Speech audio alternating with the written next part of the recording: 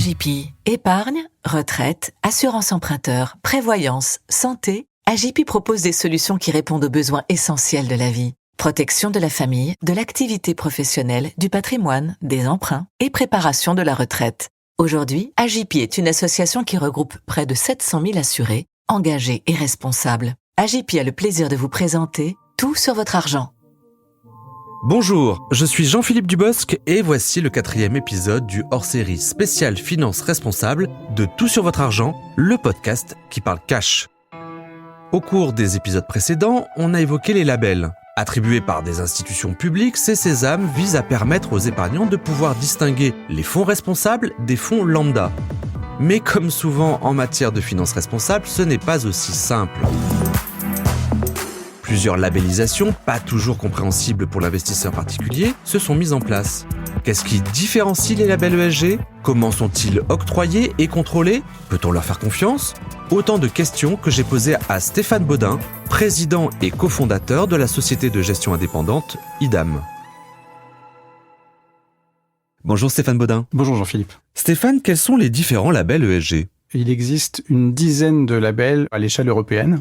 Si on se cantonne pour nos auditeurs au label français, eh bien on peut distinguer 3 ou 4 labels. Le premier étant le plus connu d'entre eux, le label ISR, Investissement socialement responsable, qui est sous la tutelle du ministère de l'économie et des finances et qui est un label généraliste sur les critères ES et G. Et donc il a vocation à labelliser des fonds qui peuvent avoir des variétés très importantes de stratégies sur ces critères ESG. C'est le label le plus important dans le sens où il comprend plus d'1 millier de fonds aujourd'hui. En second lieu, un label environnemental qui est le label Greenfin, qui à l'origine s'est appelé label Tech, qui est donc un label environnemental centré sur la transition écologique et le climat. Il a été rebaptisé label Greenfin en 2019 et il faut savoir que le label Greenfin comprend des exclusions et que lorsque un fonds obtient le label Greenfin, il ne peut pas investir dans des énergies fossiles ni dans les activités liées au nucléaire. Donc lorsqu'on est un épargnant qui est d'avis que la transition écologique devrait se faire avec le secteur nucléaire, il faut savoir que ce ne sera pas le cas au travers d'un fonds labellisé Greenfin. Un troisième label qui, lui, n'est pas un label d'État, c'est un label privé, le label Finansol, et il a une vocation, une nature différente des autres, puisque, comme son nom l'indique, il labellise des fonds qui ont des initiatives de finances solidaires, et donc qui agissent sur des thématiques solidaires, sur l'emploi, l'insertion, le commerce équitable, par exemple. Et enfin, le label Relance, qui n'est pas stricto sensu un label de finance durable, puisqu'il a été lancé en octobre 2020 dans le contexte de la pandémie, pour soutenir l'investissement en capital dans les PME et ETI françaises. Mais il a une dimension ESG, avec des contraintes ESG, et également la particularité d'exclure les activités liées au charbon, ce qui n'est par exemple pas le cas du label ISR aujourd'hui, même s'il est en cours de refonte, et que cet aspect-là va probablement faire partie des choses qui vont évoluer. Stéphane, quels fonds peuvent être labellisés ? Tout type de fonds, et on entend par là tout type de sous-jacents financiers, de classes d'actifs ou d'instruments financiers. Jusqu'ici, c'était surtout des fonds actions. C'est la majorité aujourd'hui. Si on prend le label ISR qui est très représentatif, il se trouve qu'il y a plus de la moitié, pratiquement 60% de fonds actions.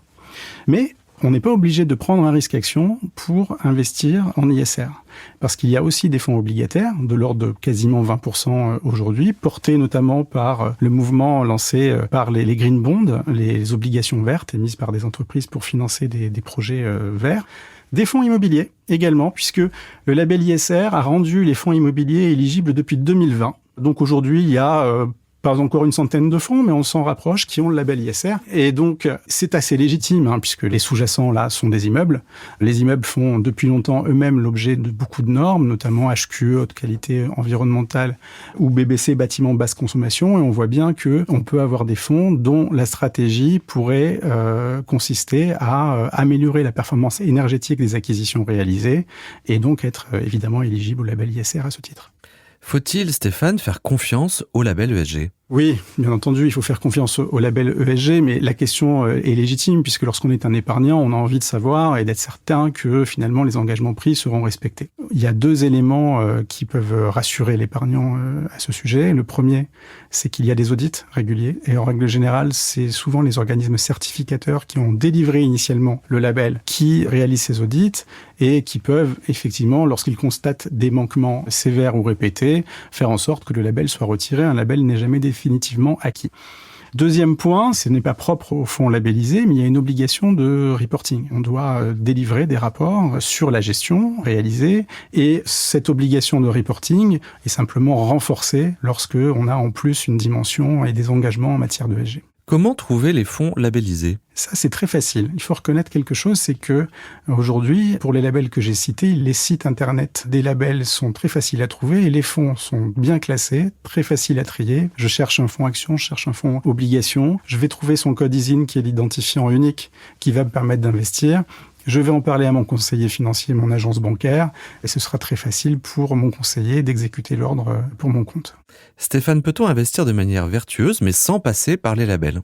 Oui, bien sûr. Lorsque vous appréciez un produit du terroir à côté de chez vous, vous l'appréciez parce que vous le connaissez, vous aimez le consommer, vous l'achetez, vous n'avez pas besoin du label rouge AOP ou AOC pour ça. C'est pareil en finance. Si vous avez un conseiller, une société de gestion à qui vous confiez votre épargne, dont vous savez qu'elle investit en adéquation avec vos valeurs, vous n'avez pas besoin non plus de label pour ça. Ce qu'on peut dire en revanche, c'est que effectivement, tous les fonds qui disposent d'un label ont des politiques d'investissement durables et responsables, mais tous les fonds qui n'ont pas de label n'investissent pas de manière irresponsable et jetable.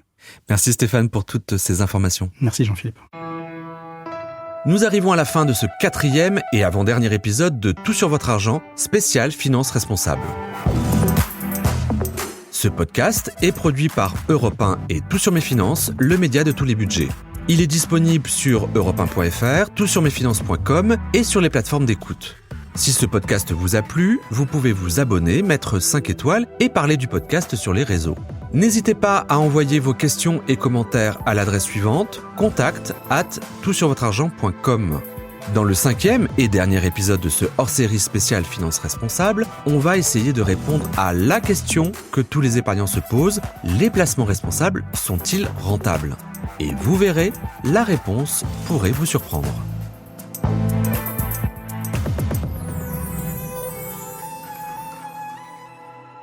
C'était Tout sur votre argent avec AJP. AJP est une association qui regroupe près de 700 000 assurés, engagés et responsables. Épargne, retraite, assurance emprunteur, prévoyance et santé, AJP propose des solutions qui répondent aux besoins essentiels de la vie. Protection de la famille, de l'activité professionnelle, du patrimoine, des emprunts et préparation de la retraite. AJP. Retrouvez notre actualité sur ajp.com.